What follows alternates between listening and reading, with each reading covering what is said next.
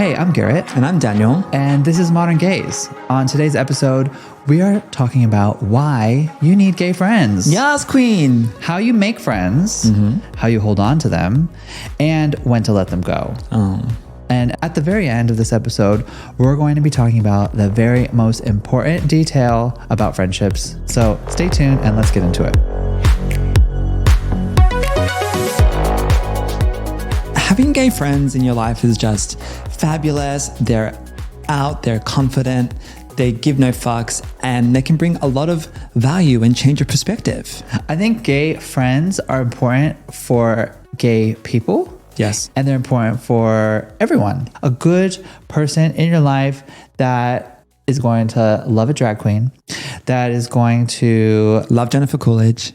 Love Jennifer Coolidge. As Jennifer watch Coolidge RuPaul's says, Drag Race. She says, the gays just know how to do things. Gay people are fun. They are fun. A little bit more aware of the trends. Well, you're also different, right? You live a different life. You think non-traditional. Non-traditional. You think outside the box. Yeah. And you question certain things, whether you need to do this or not.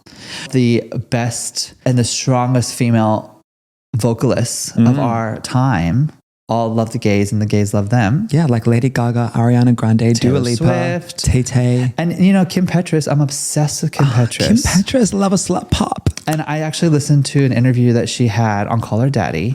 And she said in the interview that Sam Smith, really made her and gave her this platform. But I'm like, girl, I've been listening to you for decades. She was playing in the gay clubs in New York City. When I was at them. I used to work at the Abbey as a go-go boy, and she performed one of her first hits. I think it was I Don't Want It All, you know? And I remember everyone was gagging over her then. And I was like, who is this girl? And look at her now today. She's a gay icon. Gays are just on top of the new music, the new trends, the new fashion. They try things first. They're leaders. Well, what do you love about being gay? I feel very, very in tune with my emotions. As a gay person, I feel more like an advocate. I feel like I stand up for more people and I feel like I stand up for myself more. I don't know. I just feel like I'm different, but I celebrate my difference. Yeah. What I love most about being gay would be that I can be different. I can wear fuck off massive glasses. I can wear a glitter top. I can wear not saying that anyone can't wear a glitter top, but I feel confident in wearing that and will own that. And just being fabulous and doing fun things and thinking outside the box. And gay brunch, you can go to a drag bingo. You can go to drag performances and support the community as well to celebrate you being gay. I think gay guys and gay women and gay people in general have awareness of the power of community. And good morals.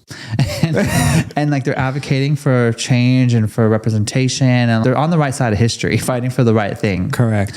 Let's chat about being a gay male for us and also making gay friends. Yeah. We recently had a trip to Sydney, and I think it was an interesting experience for us because we felt a difference in Melbourne to Sydney gays. Yeah. And it was very hard to even strike up a conversation with the gays. Yeah. No one wanted to even talk to us or look at us. A lot of people compare Sydney to Los Angeles, and I do think that it's very different. It's similar and different in the sense of the gay community, because you can go out in West Hollywood and strike up a conversation with anyone, and half the time they'll be like, ew, get away. Or they'll be like, hey, yeah, sit down, let's hang, let's vibe, let's chat. Or you'll be on the dance floor and they'll root for you and they'll be like, yes, fuck it up, queen, fuck it up. If you're backing it up, people are chanting your name and dancing around you.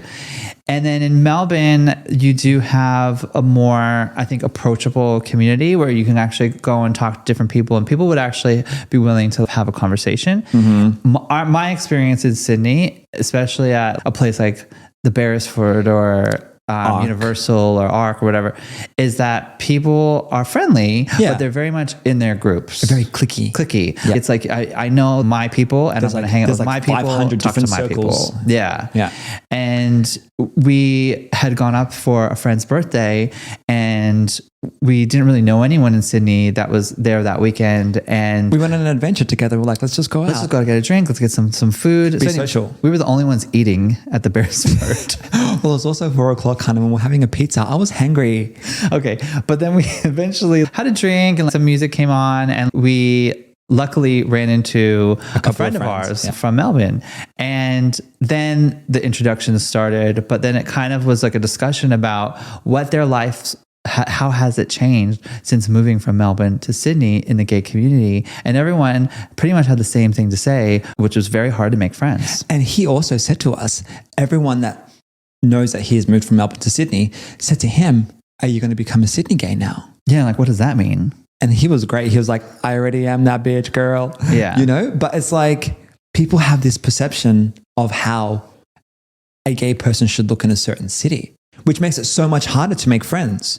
Well, making friends is never easy. No, and but it's so hard. Sometimes it is easier than others. And there are some, like, I think, ways to go about it. Okay, you know? so let's talk about some ways in which you can make friends. Okay, so to make a friend, would you suggest going on Grindr and like looking for friends? I would say yes. Okay. Because I think it doesn't always need to be sexual. I think people have a motive or an agenda on that app. Yes. But I feel like, I mean, maybe people have made lifelong friends on that app. I don't know. But it's another social media app like Instagram to Grindr. What is the difference in 1, sharing pics, 2, striking up a conversation, 3, it's just a stigma or a label to Grindr for sex. Right. It's the same as Instagram or Twitter or Threads. There's Bumble, right? There's Bumble that has Bumble Friends or whatever it's Bumble called. BFF. Bumble BFF. Yeah. And you can go on that. And we had a girlfriend in LA and she was trying to make some other girlfriends. And she had actually gone on, like, set up all of these like friend dates on Bumble BFF. And half of the time they wanted to date her. Yeah, she told us. And she was a straight woman with a boyfriend of 10 years trying to make some girlfriends in a new city. She ended up going out with this like bodybuilder. Yes. Who was this like... From her gym, I think. Yeah, she was like this massive, like incredible bodybuilder. And she was so excited because she was into, like, they're both into fitness. And she's like, oh, I made like a gym buddy. But the bodybuilder did not want to be buddies. No. She wanted to build her up. Build her up, girl.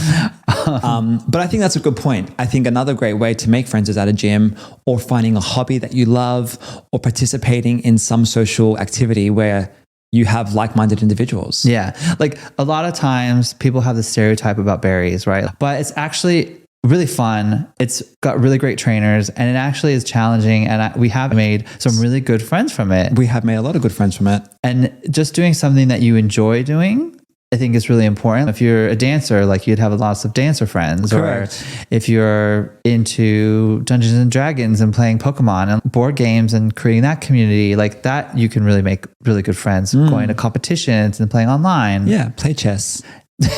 Whatever floats your boat. But then you have people who are like on Twitch and playing online and playing like video games. So there's many different ways to make friends. And once you've made them, yeah, how do you keep them? Well, you need to invest time into keeping friends. You need to check in on people when you can, make effort. You need to invest into your friendships. So say you made a friend at Barry's or at the gym or at some kind of activity like paint and sip. Like, right. Do you just do those activities together? Well, I think that there is different levels of friendships that you can also make. Like you can connect with someone and then it can just be like that surface level connection where it's like you would see someone and then just acknowledge them and say hello and acknowledge their existence like a good human being would. But then there is also those connections that you make that maybe you want to deepen or evolve that friendship with because you actually genuinely like that person. Yeah. And you leave feeling lifted up and good energy and like you got good vibes from them, which requires a lot more time and energy. You also have the issue of, I guess, getting through that awkward phase. Cause it's like, okay, you go from awkward, like total strangers to like, oh, okay, we both recognize that we actually want to hang out a bit and like just to test this friendship out. And then you just have to get over that awkward, it's like an awkward date the first time you guys hang out, right? Correct. Especially when you are a gay man and you're in a gay relationship or a gay marriage. Oh, 100%. And then you go on another double date with another gay couple. I feel like you need to kind of set the expectations or the rules of your relationship. Yeah. Because there are different types of relationships today. You know, there is monogamy, there is polyamory, there's like all these different types of spectrums of relationships, which is completely fine. But sometimes people have an expectation or an idea of what the night is going to be or what it's going to entail. Maybe it's dinner and drinks and then something after. Yeah, so we had 2 episodes. One was on Can You Be Friends with Your Ex? And one was We Got Ghosted. Yeah, we got ghosted. And on Friends with the Ex, we talked about how we went out to dinner with an old dating partner of yours and their new partner of many years. Yep. And we ended up going to dinner and we had this like really lovely time. We never covered it. Yeah, we had a really good time. Talking about like how hard it was to actually make gay friends. Yep. They had formed a really great relationship with a friend, and then they learned that they just wanted to sleep with them. Correct. And then that was the end of the friendship. And that was sad because they were like, I like that person. I thought we had a good friendship. Yeah. So how to hold on to friends, don't just try to jump into their bed. Yeah, set the expectation.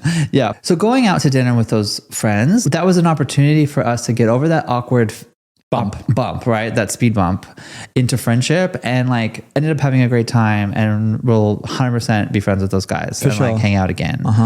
And I think that it is so awesome because I do definitely want more gay couple friends that are like similar to us, that have similar experiences, life experiences, and we don't have to over explain everything that is going on in our life because they just get it. They just get it. AKA certain terms or certain slang words that are in the gay community that people just get it. Right. And like, it's not like something that you have to at all even talk about or acknowledge. You just both have that shared experience. Or it's like when you're out and you know something's going down or you know something's going on, you're like, ooh, that's happening. Wink, wink. Okay, got it. Communication without saying anything. Yeah. Yeah.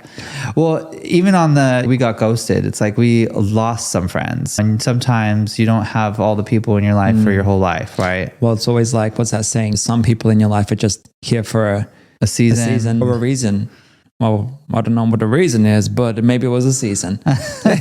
The older we get, the harder it is to make friends because everyone is so busy with their own lives and everyone has their own shit going on. It's sometimes hard to invest in new friendships. But it's important because I do think that like having a wide group of different types of friends is really valuable, and being able to hold on to those people is important. It takes a lot of work. You have to make plans. Yeah. You have to stick to the plans. You have to invest your energy. You have a lot of friends that you grew up with, actually. I've kept a lot of good friends that I've grown up with, because they're valuable. We invest time into each other and we understand each other for like, oh, sorry, I've been busy, babe. It's been a bit of a week, but we're always there. Yeah. I guess I haven't held on to that many childhood friends because I think that like my group of friends and the guys that I grew up with, all of them were straight. Yeah. Like all of them. And they all got married and they all had kids and then they moved across the country. And I lost connection to most of them because you just outgrow people. We outgrew each other, but I also wasn't really authentically who I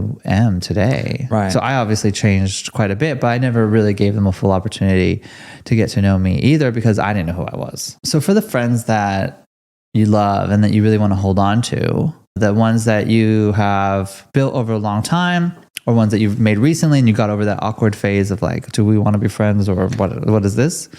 How do you keep them? Like, how do you hold on to them really, other than just assuming they'll be there? I think when you leave a friend or when you leave a connection or you leave a breakfast or a brunch or a situation with them, do you feel good? Do you feel happy? Are you uplifted? Are you drained?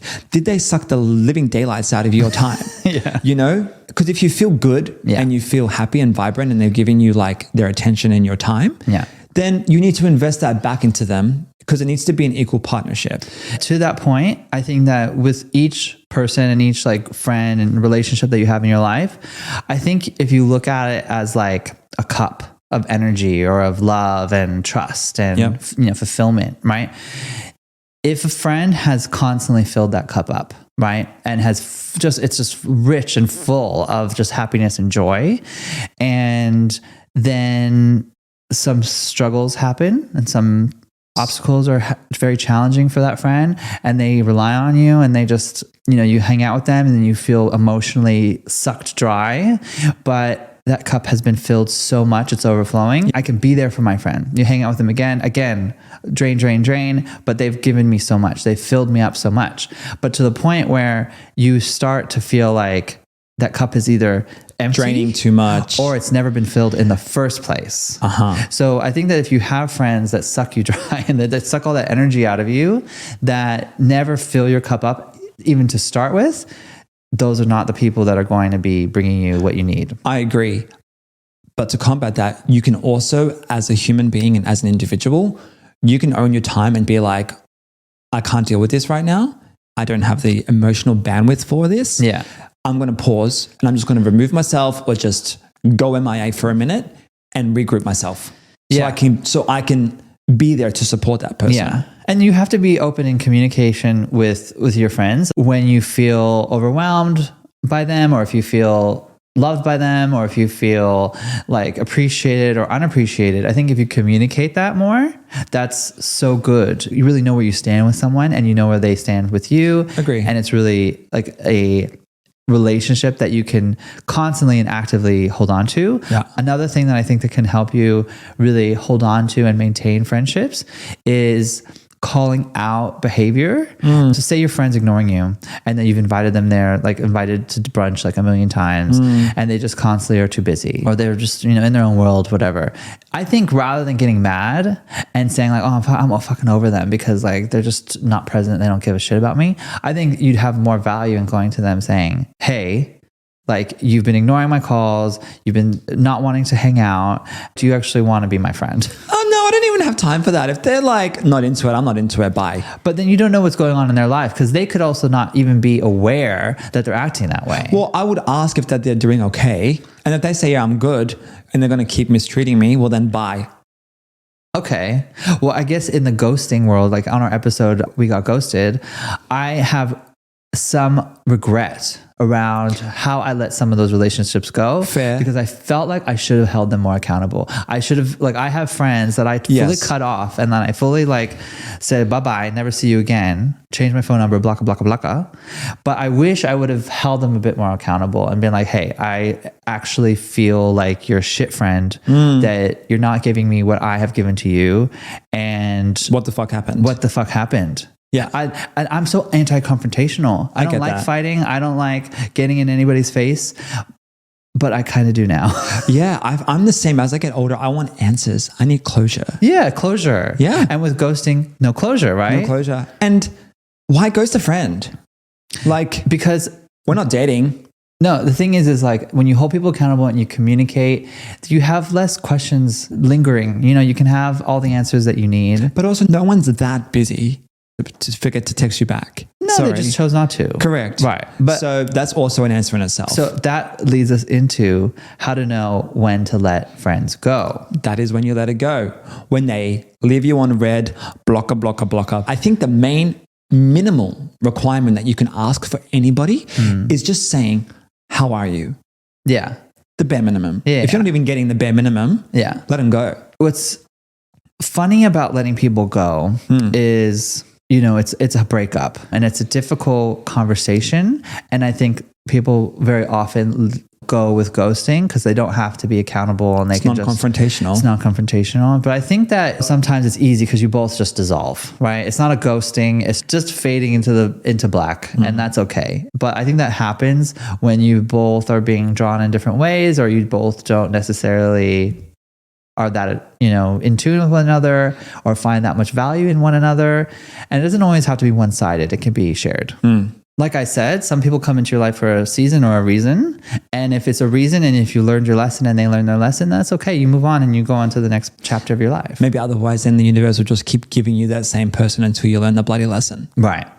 So if people are coming into your life that are bringing you down, that aren't lifting you up, that are, if you feel or you're like not getting what you want, but you just keep giving them your attention. Yeah. And you're feeling drained, and you're like, I'm still investing my time into this person, but it's not right, because you need to let it go quicker or earlier. Yeah. If that was happening to me, I think that it's not all these people who are the problem. I think I'm the problem, because I'm not being more focused and intentional with my relationships and what I expect from other people. And that's how I also look at some other people, where I think like if you find yourself just encircled with a bunch of people who are not the right type, or you're constantly making friends that are not really giving you what you need, or if you're dating the types of people that are always just constantly bringing you down, like the problem isn't them. Yes, they have problems and they need to fucking work on themselves. Red flags, yeah. But the problem is within yourself, and recognizing that behavior. And being able to like really hold people accountable and hold yourself to a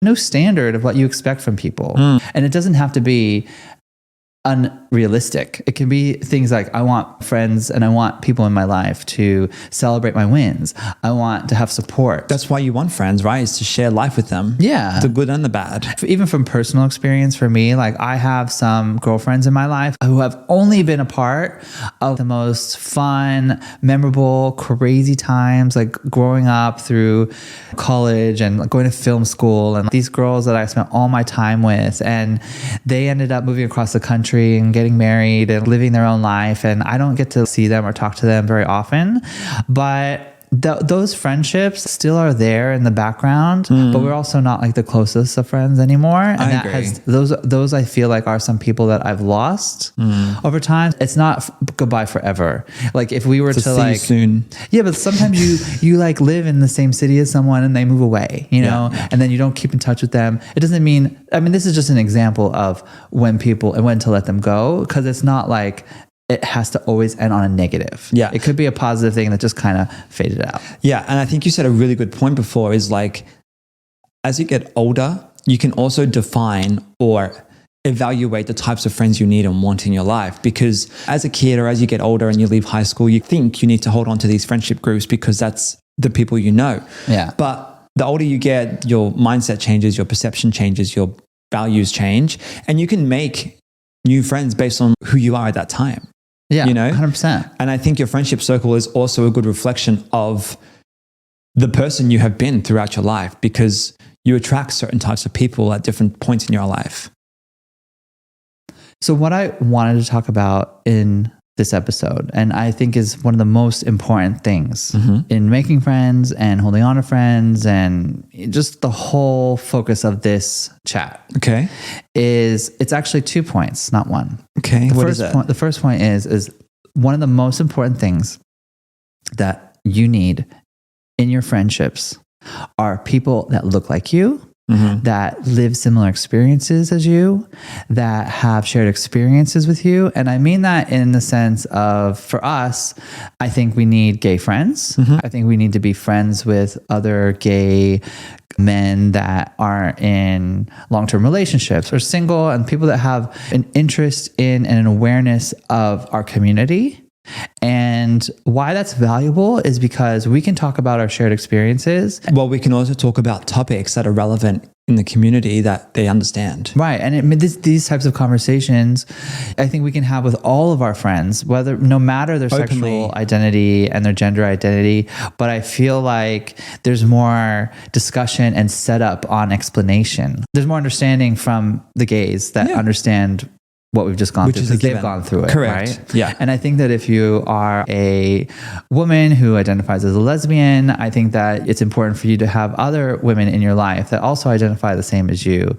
I think that you look at different communities within the LGBTQ plus spectrum, everyone within their own internal expression and experience, it's important for them to have people that look like them. Correct. And I also think that the second point is not just about having people look like you, but really specifically having friends that don't, that have different experiences, that have different ways of living and expressions. And that, I think, is incredibly important, because you need to know other lived points of view. And how other people live. Exactly, because that's what brings so much richness. That's diversity. And diversity into your own life. Yep. You know, like you want to be a inclusive advocate for the LGBTQ plus community as a gay person. You can't really do that without having a really inclusive, open mind to who you're encircling yourself with. For sure. You know? So I think that if you are gay, or if you're straight, or whatever your background is, if you just follow that as a simple rule, you'll end up having a really dynamic Group life. of friends. And it's because these friends are life. You know, family is life. Friends make your life fun and make your life so dynamic with how they can, what wild rides you can go on together. But also, that's a great point, because, for example, if we have a whole diverse group of friendships and we have a party, or we're throwing our extravaganza 40th or 30th, whatever it might be. Yeah. Other people that come to our parties or our events will connect and meet other people who are maybe similar to them. Right. Rather than us just going to a party where it's all gay people or all straight people or all one specific type of person. There's a bunch of different types of people who are either like you or similar to you or who understand you. 100%, because I do think that we struggled with this a bit. It was hard for us to move to a new country. For me, you're from here, but I moved back. When you grew up here, you had a lot of girlfriends.